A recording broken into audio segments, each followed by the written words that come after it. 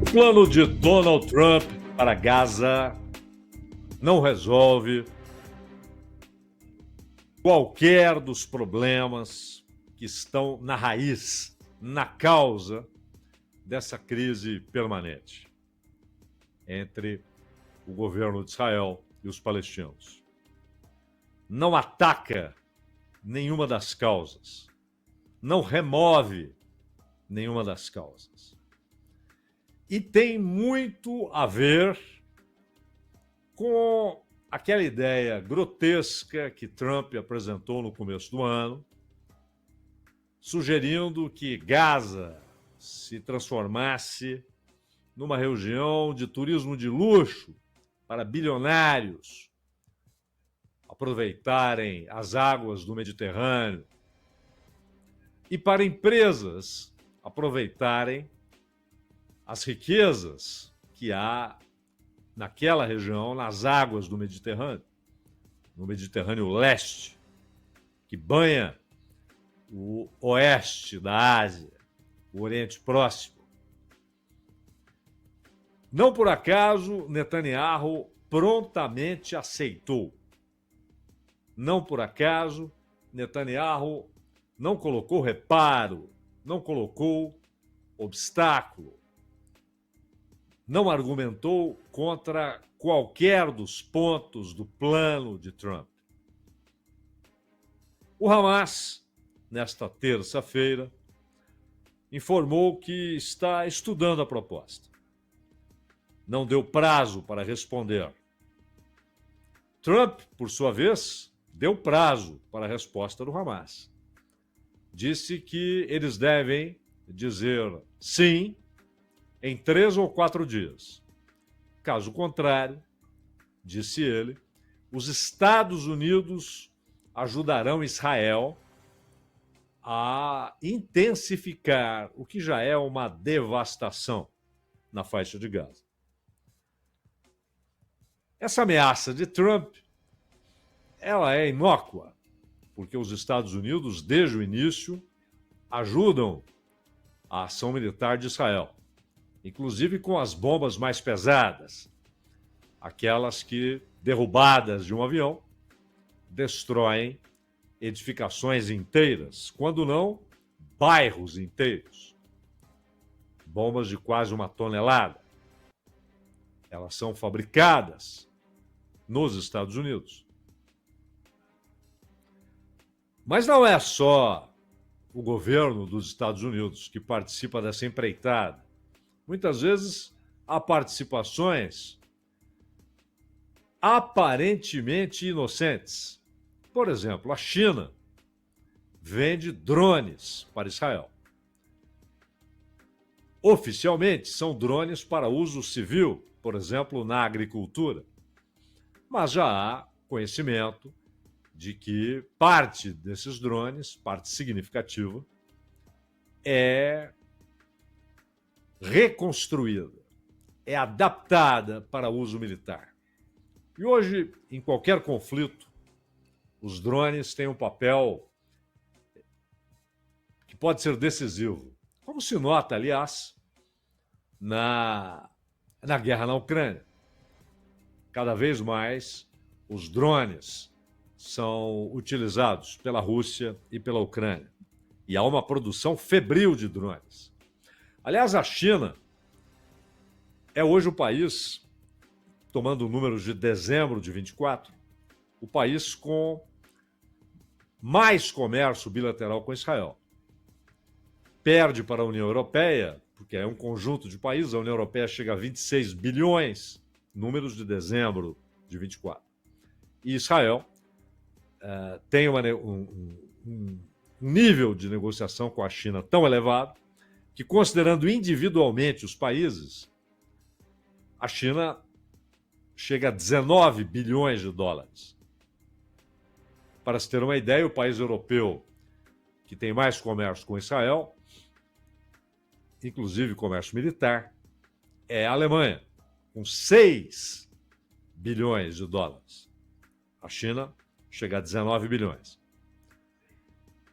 E não por acaso a reação até aqui, com exceção do Hamas, que falou vamos estudar, e com exceção do Jihad Islâmico, que disse que não aceita o plano, porque o plano só atende interesses de Israel e dos Estados Unidos, e a própria população palestina, que não é do Hamas, não é do Jihad Islâmico,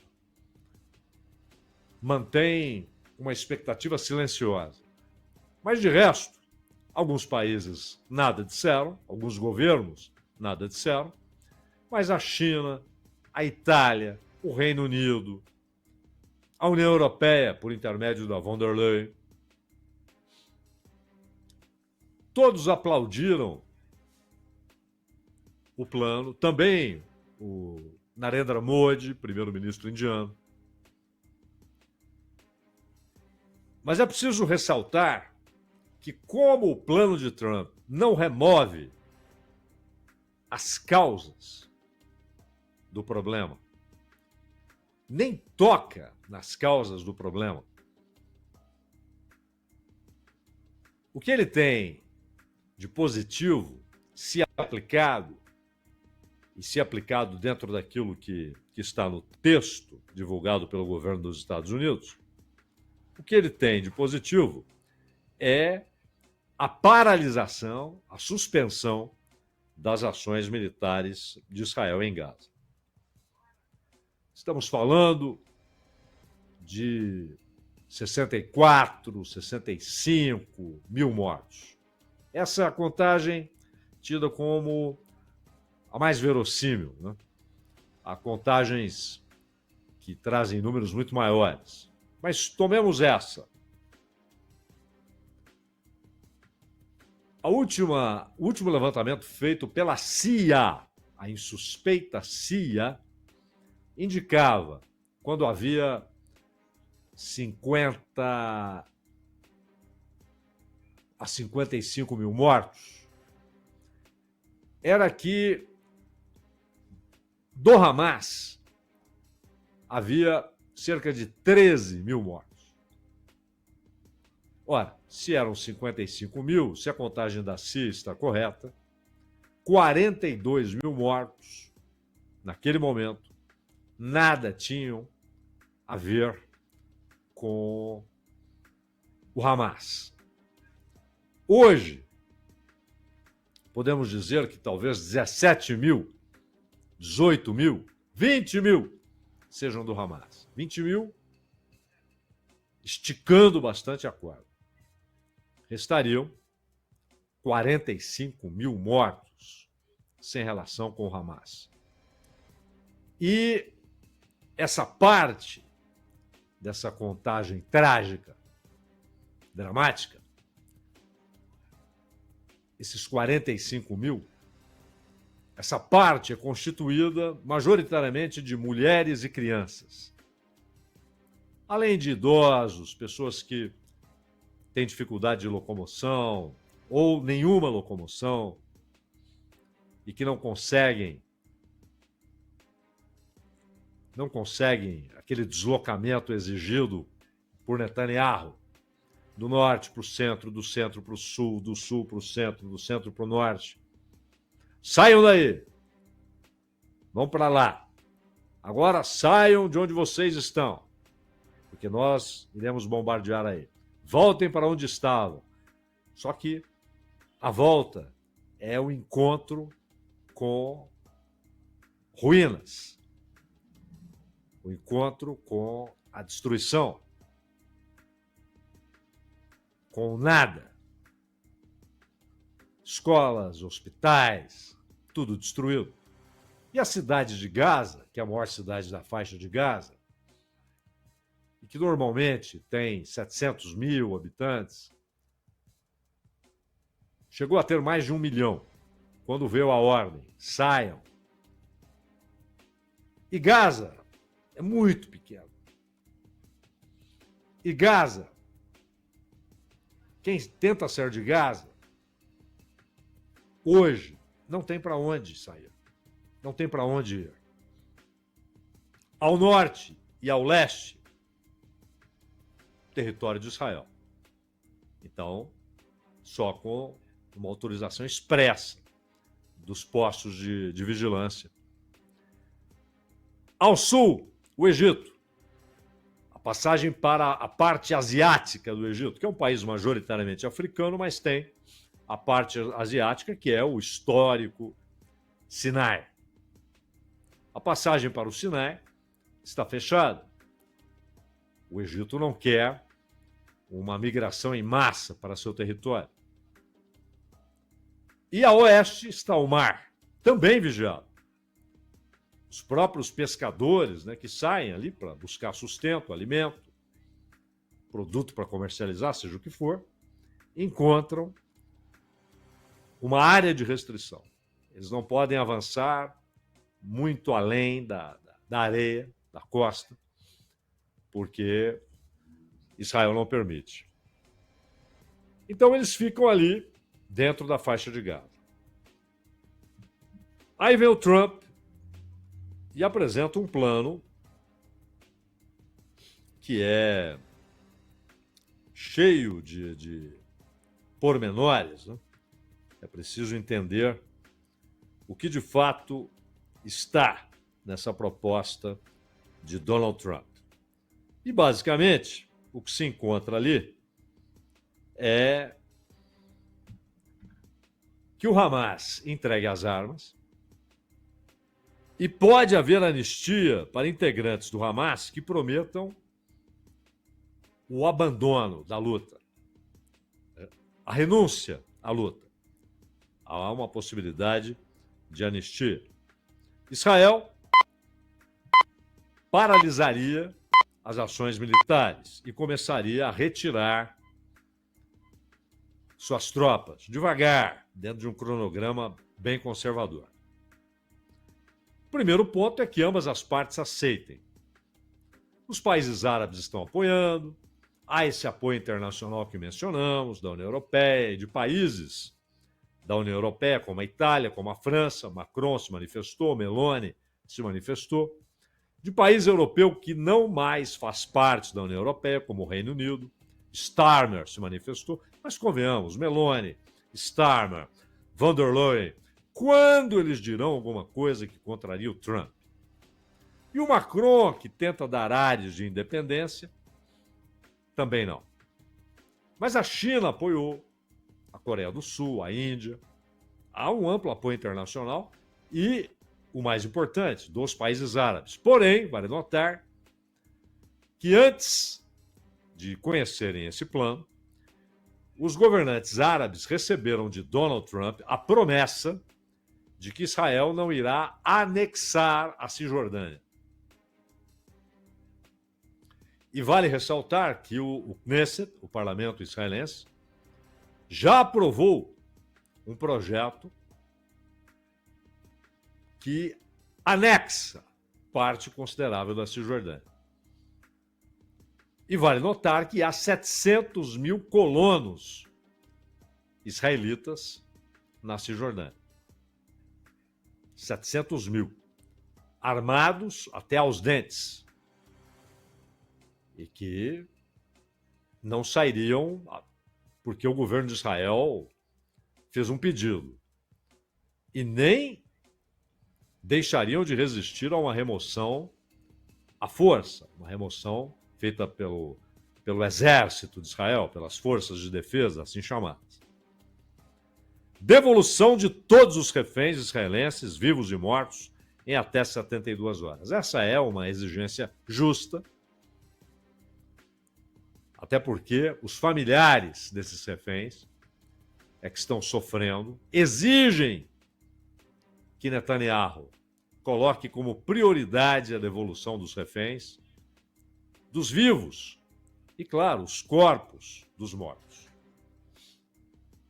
Em compensação, Israel também deve devolver corpos de palestinos que foram mortos, inclusive mortos em prisões israelenses ou em ações das forças de defesa ou da polícia israelense, ou em ataques de grupos armados na Cisjordânia. Aqui está um ponto que traz embutido um truque de Trump. Israel não ocupará nem anexará Gaza. O que Trump quer é uma espécie de anexação informal com controle internacional. Já falaram até no Tony Blair, ex-premier britânico, como uma espécie de governador geral. Aos olhos de Trump, ele seria uma espécie de vice-rei, como aqui colocava nos países que ele tomava. Inclusive, irmãos de Napoleão se tornaram vice-reis. Dentro do governo israelense, há resistência a esse plano. Resistência personificada em Itamar Ben-Gvir e em Smotrich. Ben-Gvir chegou a escrever, tornou pública a sua visão. Ele disse: Netanyahu não tem o direito de suspender a ação militar. Essa é a posição do Ben-Gvir. Claro, ele e Smotrich podem chegar ao limite e retirarem o apoio de seus partidos à coalizão, ao governo Netanyahu. Netanyahu já está em minoria depois da saída de 2 partidos religiosos, porque ele insistiu em tornar obrigatório o serviço militar, inclusive para ortodoxos e ultra-ortodoxos. E esses partidos religiosos não admitem, porque isso está, inclusive, na origem da refundação de Israel. Esse foi um acordo feito com Davi Ben-Gurion, que os ortodoxos e ultra-ortodoxos não seriam obrigados a prestarem o serviço militar. E agora Netanyahu decidiu mudar isso e perdeu o apoio de 2 partidos religiosos. Um deles com característica nacional-religiosa, que mistura nacionalismo e judaísmo. E sem esses partidos, ele perdeu 18 cadeiras, ficou em minoria. Cada projeto ele tem de negociar com os outros partidos.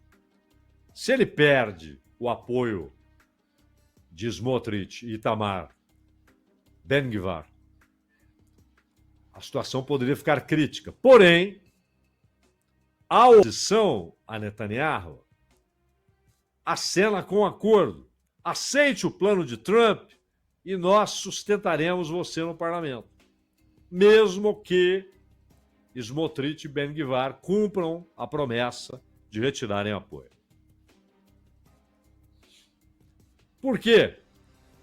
Porque eles enxergam no plano de Trump o alijamento do governo de Israel do controle de Gaza. Esse é o primeiro ponto. Segundo,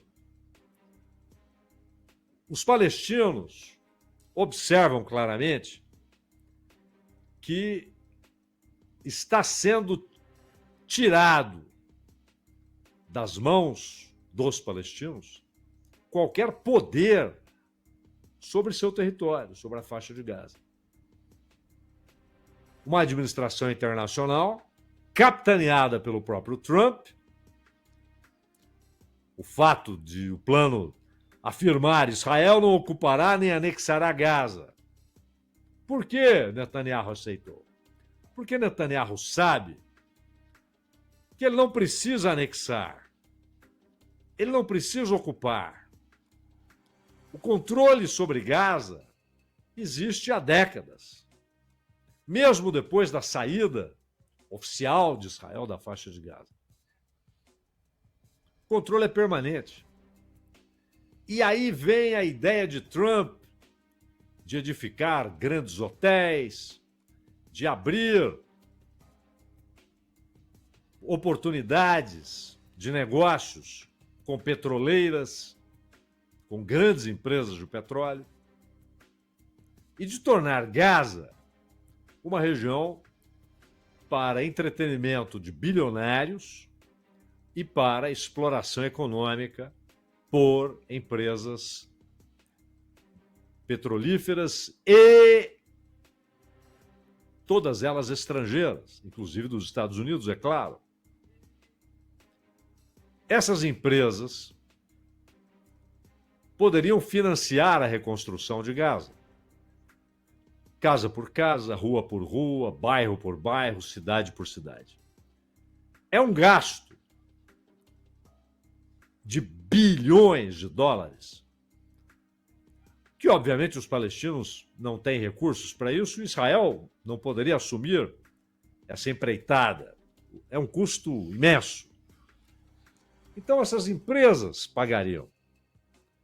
Mas pagariam por quê? Por amor a Gaza, a sua história, ao seu povo? Não. Porque passariam a controlar economicamente a faixa de Gaza. Trump já não fala aquela cretinice que disse no começo do ano, quando propôs que os palestinos saíssem todos de lá.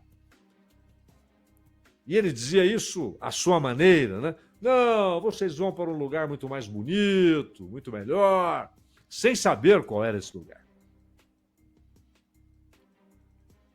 Ele prometia a utopia, a terra que não há.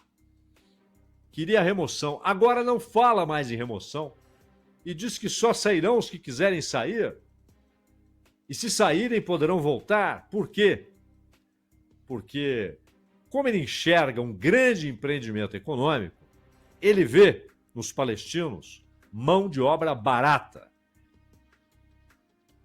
salários baixos, para quem hoje tem tudo ao redor destruído, demolido, só vê escombros. E aí o Trump diz: reconstruiremos. E vocês serão nossos trabalhadores. Suspensão de todas as operações militares e retirada progressiva das forças israelenses, conforme padrões e prazos acordados. Isso também é nada, porque não é nenhuma complicação para o governo de Israel ordenar uma reocupação que ocorre em dias, como vimos. Atravessar ali as fronteiras físicas é nada para as forças de Israel. Não há problema em retirar as tropas se elas podem ser recolocadas no terreno em horas. Congelamento das linhas de combate até a retirada completa. Após a devolução de todos os reféns, Israel libertará 250 prisioneiros com penas de prisão perpétua e, atenção, também devem ser liberados 1.700 palestinos detidos desde outubro de 2023, incluindo mulheres e crianças. Sim, há crianças detidas. Para cada refém israelense falecido devolvido, serão entregues os restos mortais de 15 palestinos. Membros do Hamas que se comprometerem com a paz e a entregarem as armas receberão anistia. Os integrantes do Hamas que desejarem deixar Gaza, segundo a proposta, terão passagem segura para outros países. Em relação à população, ninguém será forçado a deixar Gaza, exatamente por isso. Aqueles que Trump queria que saíssem, agora são vistos como mão de obra barata. Envio imediato de ajuda humanitária completa, porque hoje o que há é uma entrega parca de água potável e de alimento, parca, que dá para pouquíssimas pessoas. Reabilitação de infraestrutura básica, água, eletricidade, esgoto, hospitais, padarias.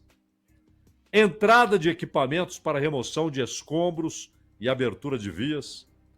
Distribuição feita pela ONU, pelo Crescente Vermelho e instituições neutras, porque hoje a distribuição do que é parco é feita por uma associação escolhida por Israel e pelos Estados Unidos. E abertura da passagem de Rafah, conforme acordo anterior. Gaza, então, seria administrada por um comitê palestino tecnocrático e apolítico. Isso é uma miragem, né? Querer que seja um comitê apolítico.